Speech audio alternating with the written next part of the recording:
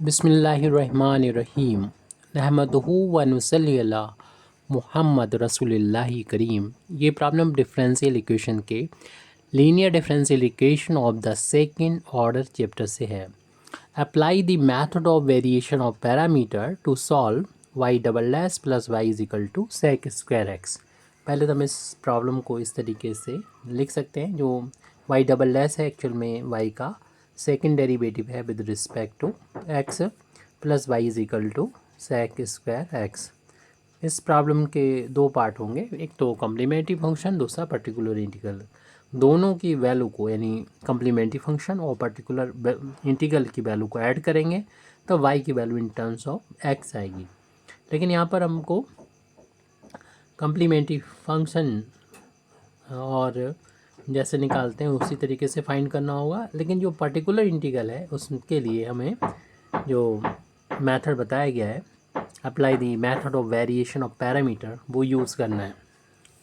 तो लेकिन इसकी भी वैल्यू फाइंड जब करेंगे तो उसमें कम्प्लीमेंट्री फंक्शन का हमें हेल्प लेना होती है। सबसे पहले तो इस डिफरेंशियल इक्वेशन की हम लिखेंगे एक्सिलरी इक्वेशन, ताकि हम कम्प्लीमेंट्री फंक्शन फाइंड कर सकते हैं। और यहाँ पर एक्सिलरी इक्वेशन लिखने से पहले हम इस डिफरेंशियल इक्वेशन को डी नोटेशन में बदल दें तो ज़्यादा बेहतर रहेगा। आपको मालूम है कि डी ओवर डी एक्स को हम कैपिटल डी लिखते हैं, और यहाँ पर अगर सेकेंड डेरिवेटिव है d two over D x square है तो इसे डी स्क्वायर लिखेंगे। तो इसको हम लिख सकते हैं डी स्क्वायर वाई लिख सकते हैं plus y is equal to sec square x. और यहाँ पर जो वाई है इसको देख रहे हैं कि ये वाई प्लस वन ऑपरेटर पर वाई पर जब ऑपरेट होगा तब ये वैल्यू मिल जाएगी। सेक स्क्वायर एक्स वाई को हमने से बाहर ले लिया है, राइट हैंड साइड में ही बाहर दे सकते हैं इसको, क्योंकि ये ऑपरेटर है इसलिए। अब इस डिफरेंशियल इक्वेशन के लिख सकते हैं axillary equation. It's axillary equation is, तो एक्सिलरी इक्वेशन लिख लेंगे वाई का जो कोफिशिएंट होगा डी का फंक्शन, जहाँ पर भी डी मिले वहाँ पर एम पुट कर दीजिए, उसको ज़ीरो के बराबर पुट करके एम की वैल्यू यहाँ पर फाइंड कर लेंगे। राइट हैंड साइड में बन गया -1 हो गया। एम की वैल्यू फाइंड करेंगे, स्क्वायर हटेगा, स्क्वायर रूट अप्लाई हो जाएगी, इसमें दो वैल्यू होती है प्लस माइनस, और माइनस स्क्वायर रूट -1 की वैल्यू आयोटा यानी आई के इक्वल होती है। तो एम की वैल्यू देख रहे हैं कि कंजुगेट फॉर्म में मिली है, इसका रियल पार्ट 0 है और इमेजनरी पार्ट जो है वो आई में 1 का इंटू मान सकते हैं यानी 1 है।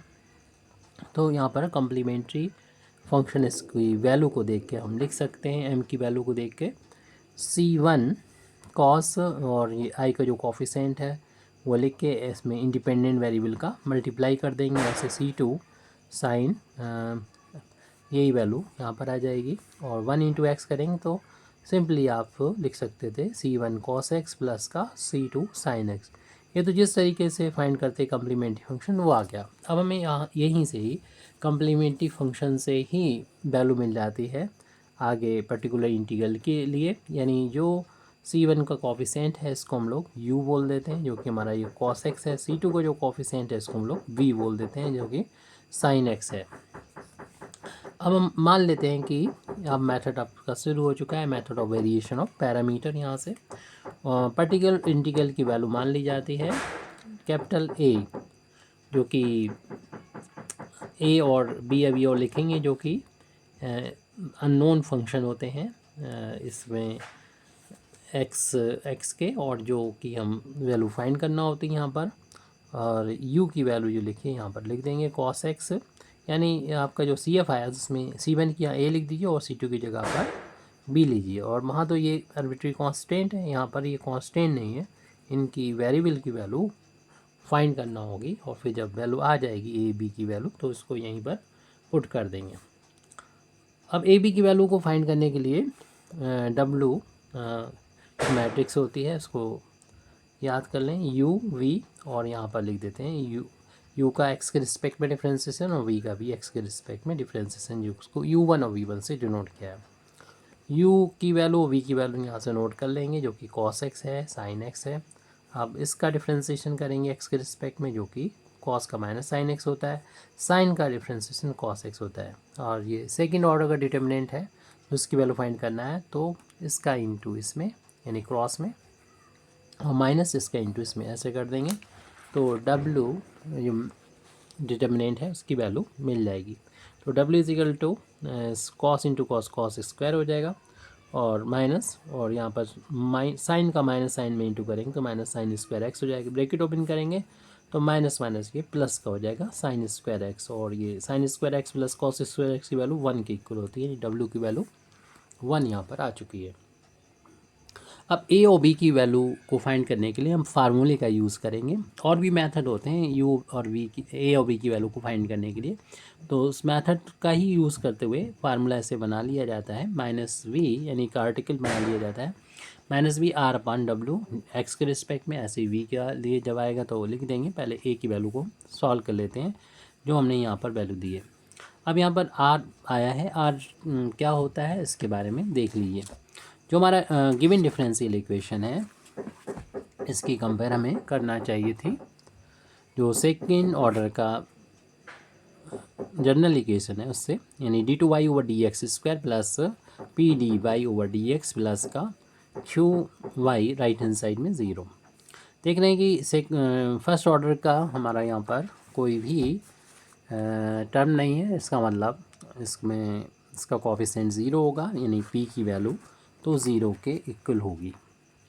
और जो वाई का कोफिशिएंट है यहाँ पर देख लें, वाई का कोफिशिएंट नहीं लिखा तो 1 होता है, तो यानी क्यू की वैल्यू यहाँ पर 1 है। और राइट हैंड साइड में जो वैल्यू होगी वो हमारी सेक स्क्वायर एक्स के इक्वल है, तो यहाँ पर सेक स्क्वायर एक्स। तो इस सवाल के लिए हमने देखा पी की वैल्यू 0, क्यू की वैल्यू 1 और आर की वैल्यू सेक स्क्वायर एक्स। हमें आर की वैल्यू की ही ज़रूरत होती है जो हम यहाँ पर यूज़ कर लेंगे। तो माइनस वी, वी की वैल्यू पीछे देख लीजिएगा जो कि हम लोगों ने मानी थी साइन एक्स, और आर की वैल्यू अभी ऊपर लिखी हुई है सेक स्क्वायर एक्स। इस क्वेश्चन के लिए डब्ल्यू की वैल्यू भी फाइंड कर चुके हैं जो 1 आई थी। अब माइनस को बाहर कर लीजिए, साइन एक्स को ऐसे लीजिए और कॉस स्क्वायर के सेक स्क्वायर के सॉरी 2 पार्ट कर लीजिए।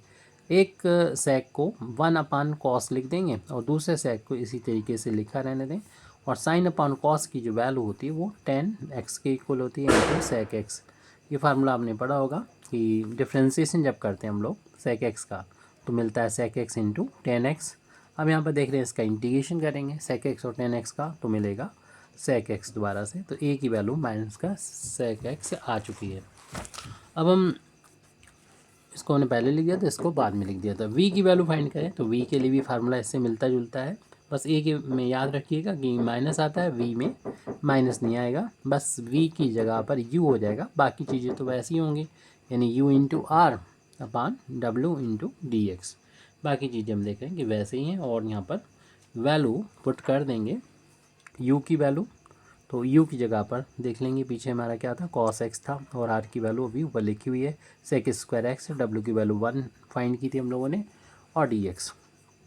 तो वी इज इक्वल टू 1 का डिवाइड करेंगे यही आ जाएगा कॉस एक्स, और सेक स्क्वायर को लिख सकते हैं 1 पावर सेक एक्स, 2 पार्ट में लिख देंगे सेक इंटू सेक्स, और एक सेक को 1 अपान कॉस में बदल देंगे, और एक सेक ऐसे लिखा रहने देंगे, तो एक कॉस से कॉस कैंसिल हो जाएगा, सिर्फ सेक एक्स बचेगा हमारे पास। एक्स के रिस्पेक्ट में इसका इंटीग्रेशन हमको करना है,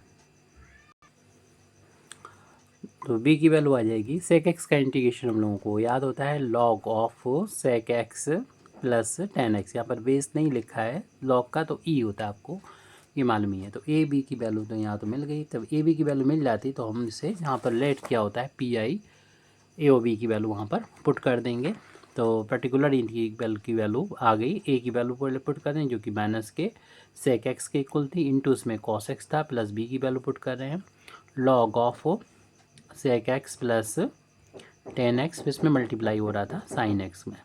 यहाँ पर इस सेक एक्स को लिख सकते हैं 1 अपान कॉस एक्स। अगले पेज पर अगली स्टेप है particular integral is equal to minus इसे 1 अपान कॉस में लिख दिया, मल्टीप्लाई कॉस एक्स से हो रहा था साइन एक्स, अगले टर्म में हमने शुरू में लिख दिया है, इंटू चल रहा था log of sec x plus 10x। इस टर्म में तो हम कुछ भी नहीं कर पाएंगे, कॉस से कॉस कैंसिल होके ये माइनस का 1 बचा है, इसको बाद में लिख देंगे, पहले इस टर्म को लिख देते हैं sine x into log x sec x plus 10x और माइनस सिर्फ 1 बचा है, इसको बाद में लिख दिया। अब हम यहाँ पर जो गिवन डिफरेंशियल इक्वेशन है उसका जनरल सॉल्यूशन लिख सकते हैं। Therefore the general solution of given differential equation y is equal to complementary function और पर्टिकुलर इंटीग्रल को ऐड करने पे मिलेगा। तो कम्प्लीमेंट्री फंक्शन था c1 cos x plus c2 sin x और पर्टिकुलर इंटीग्रल जो हमारा ऊपर लिखा हुआ है उसका यूज़ करेंगे, जो कि है sine of x into log of sec x plus tan x और माइनस का 1। इस तरीके से अपनी प्रॉब्लम का सॉल्यूशन मिल चुका है। Thank you very much Indeed for listening me व आखिर दावाना अल्हम्दुलिल्लाहि रब्बिल आलमीन।